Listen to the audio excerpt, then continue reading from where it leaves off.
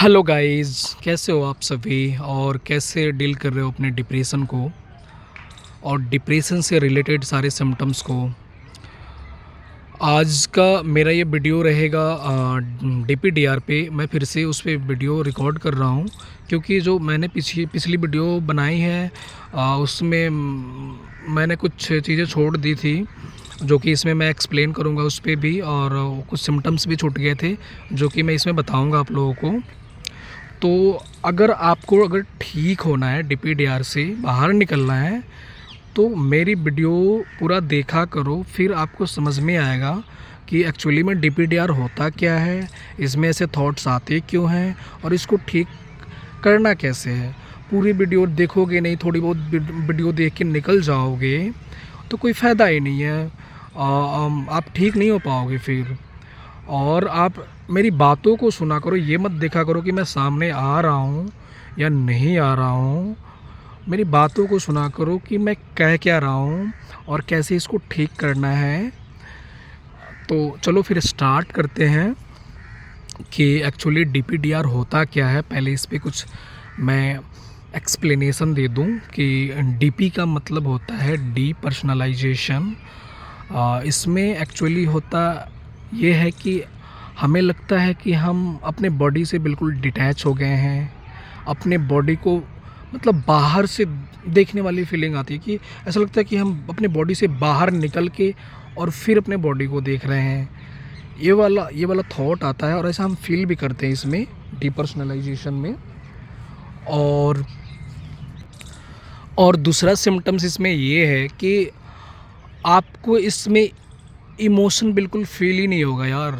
किसी भी चीज़ के लिए आप इमोशनली फील ही नहीं कर पाओगे कुछ भी। मुझे तो ऐसा हुआ था कि मैं अपने मम्मी पापा के लिए भी इमोशनली कुछ फील ही नहीं कर पाता था। उनके लिए भी प्यार वार ख़त्म हो गया था मेरे अंदर से जब ये डीपीडीआर की प्रॉब्लम हुई थी। मैं चाह कर भी वो फीलिंग ला ही नहीं पा रहा था कि जैसे हम लोग ठीक होते हैं तो मम्मी पापा के लिए कितना प्यार होता है हमारे अंदर। बट जब मुझे डीपीडीआर की प्रॉब्लम हुई थी तो इवन मेरे मम्मी पापा इतने क्लोज हैं, फिर भी उनके लिए भी मेरे अंदर कोई फीलिंग ही नहीं आ रही थी, ना ही कोई लव आ रहा था। अजीब सा हो गया था मैं इसमें। तो ये प्रॉब्लम आप भी फेस कर रहे होंगे तो बिल्कुल बिल्कुल इससे पैनिक मत हो, ये ठीक हो जाता है। अभी मेरी फीलिंग बिल्कुल आ गई है और पहले से भी बेटर फीलिंग आई है। तो ऐसा होता है इसमें कि इमोशनली बिल्कुल हम लोग नम हो जाते हैं, किसी भी चीज़ के लिए इमोशन रह ही नहीं पाता है। अब पता नहीं ब्रेन कौन से स्टेट में जाता है डीपीडीआर की प्रॉब्लम में कि ऐसा होता है। इस पे ब्रेन पे तो उतना रिसर्च है भी नहीं। तो ये प्रॉब्लम हुई थी मुझे। और तीसरा सिम्टम्स मेरा ये था इसमें का कि मुझे लगता था कभी कि मेरे ब्रेन से मेरा कंट्रोल ना ख़त्म हो जाए, क्योंकि इतने सारे थॉट्स आते थे ना कि मुझे लगता था कि कभी ना कभी ऐसा होगा कि मेरे ब्रेन से मेरा कंट्रोल ख़त्म हो जाएगा और मैं पागल हो जाऊंगा और पागलों की तरह इधर उधर घूमता रहूँगा और भटकता रहूँगा और लोग मुझे देखकर हंसेंगे। ऐसे थॉट्स आते थे मुझे कि ब्रेन से कंट्रोल ख़त्म हो जाएगा मेरा। तो ये ऐसा हो रहा है आपको, तो आपको डीपीडीआर की प्रॉब्लम हो रखी है भाई। और इसमें भी पैनिक होने की बात बिल्कुल नहीं है, ये भी ठीक हो जाता है क्योंकि आज मुझे वैसा बिल्कुल कोई थॉट नहीं आता है और आज मैं बिल्कुल हेल्दी हूँ, उससे बाहर निकल चुका हूँ। वैसा कोई थॉट नहीं है जो मैं अभी बताया आपको। और चौथा मेरा सिम्टम्स ये था इसमें कि जैसे कि हमारी पहले पुरानी कोई मेमोरीज़ होती है बचपन की या कभी की, तो उससे हमारा एक इमोशन अटैच होता है। बट इसमें आने के बाद वो जो हमारी मेमोरी होती है ना, उससे भी इमोशन ख़त्म हो गया होता है। जैसे हमें मतलब बचपन की कुछ बातें याद आती है तो उससे इमोशन भी जुड़ा होता है। हम कितना बढ़िया फ़ील करते हैं अगर कुछ अच्छी मेमोरी हो तो, अगर बुरा हो तो बुरा फ़ील करते हैं। बट इसमें जाने के बाद वो मेमोरीज़ याद तो आ रही है आपको, बट उसके लिए कोई इमोशन ही नहीं आता है, ये मैंने नोटिस किया। और आप लोगों को भी ऐसा होता होगा कि मेमोरीज़ के साथ में इमोशन बिल्कुल ख़त्म हो रखा है हो रखा है होगा आपका, और बिल्कुल कोई उसके साथ इमोशन आता ही नहीं होगा। आप उसके लिए कुछ फील ही नहीं कर पाते होगे, जस्ट याद आता होगा वो सब चीज़ें, बट उसके लिए आप इमोशनली कुछ नहीं फील करते होगे। ये प्रॉब्लम हुई थी मुझे, तो ये भी इसका सिम्टम्स है डीपीडीआर। और पाँचवा मेरा सिम्पटम्स ये था इसमें कि मुझे लगता था कि मेरे हाथ पैर जो है ना, ये 2-3 पार्ट में ब्रेक हो रखे हैं राइट साइड का। इवन मेरे राइट साइड में ही सारा सिम्पटम्स था इसमें, किसी का लेफ़्ट में होता है, किसी का राइट में होता है, मेरा राइट साइड में था। तो मुझे लगता था कि मेरे जो हाथ है ना, ये 3 पार्ट में ब्रेक हो चुके हैं, पैर है 3 पार्ट में ब्रेक हो चुका है, टूट सा डिस्टॉर्टेड है पूरा बिल्कुल। मैं इस जैसे हम लोग इसमें था नहीं तो पूरा जैसे फिट फील करते ना, ऐसा हो ही नहीं रहा था। ऐसा लगता था ये टूट गया है और 3 साइड 3 पार्ट में टूटा है और तीनों पार्ट में ढीला हो गया है हाथ पैर। तो ये मेरा 5वां सिम्पटम्स है। तो आपको डीपीडीआर में डिस्टॉर्टेड हैंड या लेग या बॉडीज़ ये सिम्पटम्स आ सकते हैं और मुझे ऐसे सिम्पटम्स आए थे। तो इस सिम्पटम्स को लेकर भी बिल्कुल पैनिक मत हो, क्योंकि ये ठीक हो जाता है ऐसा, और मेरा बिल्कुल ठीक है और वैसा कोई प्रॉब्लम नहीं है अभी। मेरा बिल्कुल पहले की तरह हो गया है, हाथ पैर में ऐसा कोई दिक्कत नहीं है। तो ये सिम्पटम्स आपको भी आ सकता है। और छठा मुझे सिम्पटम्स जो आया था इसमें वो था कि जैसे मेरे ब्रेन में अंदर लगता था ना कि कुछ लपेट दिया गया है, जैसे कॉटन कपड़ा वगैरह, या सीमेंटेड हो गया पूरा सीमेंटेड हो गया। ऐसा लगता था कि जाम हो गया ब्रेन के अंदर। तो ये भी मुझे सिम्पटम्स आए थे। तो उसको लेकर मैं डर रहा था कि कहीं मुझे ट्यूमर तो नहीं हो गया ब्रेन में यार, क्योंकि हाथ पैर भी वीक हो रहे हैं और ये ब्रेन में ऐसे जकड़न सी क्यों हो गई है मेरे ब्रेन में, पूरा ऐसा लगता था ना कि सीमेंटेड हो गया है। तो ये सिम्पटम्स आपको भी डीपीडीआर में आ सकते हैं, आए होंगे, हो सकता है आए हों, अगर आपका डीपीडीआर उतना इंटेंस होगा तो। क्योंकि मुझे डीपीडीआर की प्रॉब्लम थी तो वो बहुत इंटेंस प्रॉब्लम थी, बहुत एक्सट्रीम पे चला गया था। तो मेरा ऐसा हुआ था कि ब्रेन के अंदर जकड़न सी फील होती थी, ऐसा लगता था कि ब्रेन के अंदर एक कवर सा हो गया है, सीमेंटेड हो गया, जकड़ सा गया है। तो ये भी मेरा सिम्पटम्स था। अभी तक मैंने जो भी बताया ये मेरे डीपर्सनलाइजेशन का सिम्पटम्स था, डीपी का, जिसे डीपी कहते हैं शॉर्ट फॉर्म में। अब मैं एक्सप्लेन करूँगा कि डीरियलाइजेशन का मतलब क्या होता है और डीरियलाइजेशन में आपको कैसे सिम्पटम्स आ सकते हैं और मुझे क्या क्या सिम्पटम्स आए थे, ये मैं बताऊँगा। और डीरियलाइजेशन में देखो यार, होता ये है कि आप इन्वायरमेंट से पूरा डिटैच फील करोगे या लोगों से पूरा डिटैच फील करोगे, आप कनेक्ट ही नहीं कर पाओगे। वो डीरियलाइजेशन की अगर प्रॉब्लम हो जाएगी ना जिसको भी, तो इसमें ऐसा होता है कि हम इन्वायरमेंट से कनेक्ट ही नहीं कर पाते हैं। कोई कुछ कह रहा होता है तो उस पर कंसंट्रेट ही नहीं कर पाते हैं, बिल्कुल डिटैच हो गए होते हैं। तो ये डीरियलाइजेशन की प्रॉब्लम है और ये मुझे हुई थी और बहुत तगड़ी हुई थी। मैं कनेक्ट ही नहीं कर पाता था, मैं लगता था कि मैं दूसरी दुनिया में आ गया हूँ, ये दूसरी दुनिया के लोग हैं। तो डीरियलाइजेशन में ऐसा होता है और ये बिल्कुल कॉमन है, तो उसको लेकर बिल्कुल पैनिक मत हो। और इसमें ऐसे थॉट्स आते हैं कि मैं पागल हो गया हूँ, बिल्कुल, और मुझे आए थे। मुझे ऐसे नहीं आते थे कि मैं पागल हो जाऊँगा। इसमें जब डीपीडीआर की प्रॉब्लम हुई ना, तो मुझे लगता था कि मैं पागल हो गया हूँ भाई, जस्ट होऊंगा नहीं, पागल हो गया हूँ, ऐसे लगता था मुझे जब ये डीपीडीआर की प्रॉब्लम हुई थी।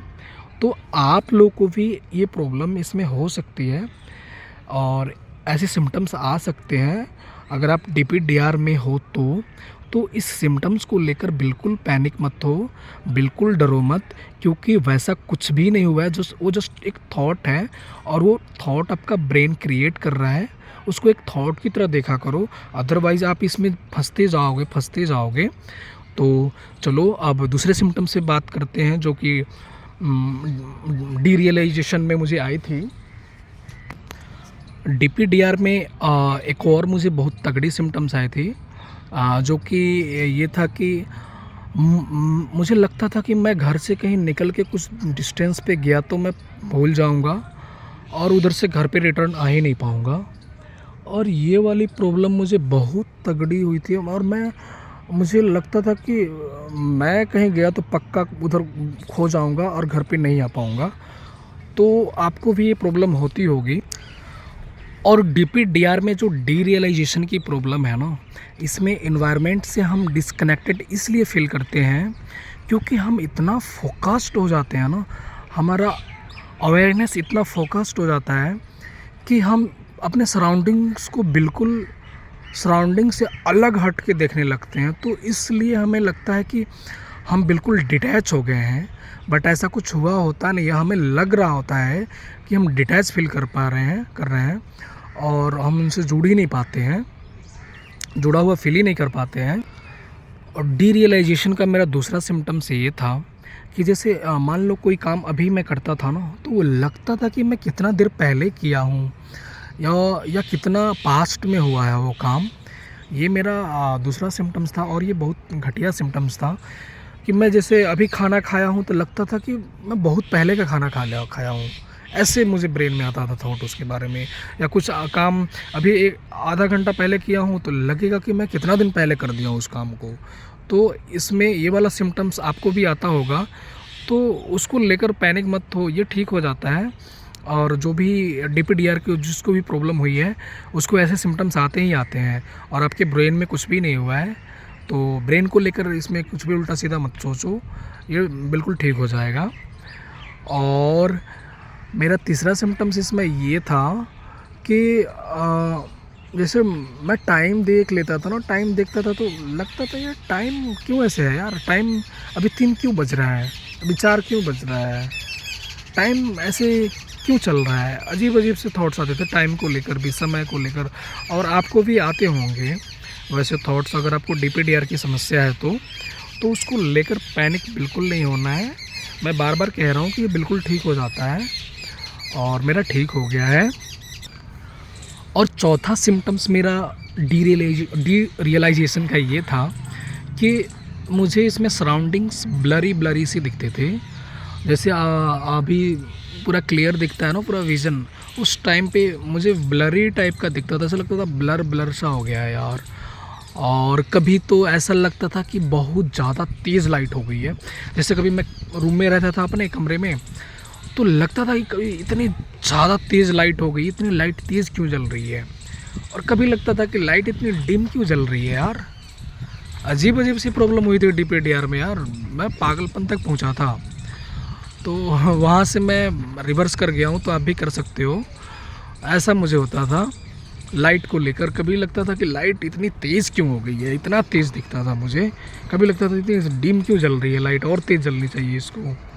ऐसे ऐसे थॉट्स आए थे मुझे डीपीडीआर में। और पांचवा मेरा सिम्पटम्स ये था कि मम्मी पापा को लेकर भी मुझे मतलब ऐसे थॉट्स आते थे कि मेरी मम्मी पापा ऐसे क्यों है यार। मेरी मम्मी तो है, पहचान तो रहा हूँ, बट मेरी मम्मी है तो ऐसी क्यों है मेरी मम्मी।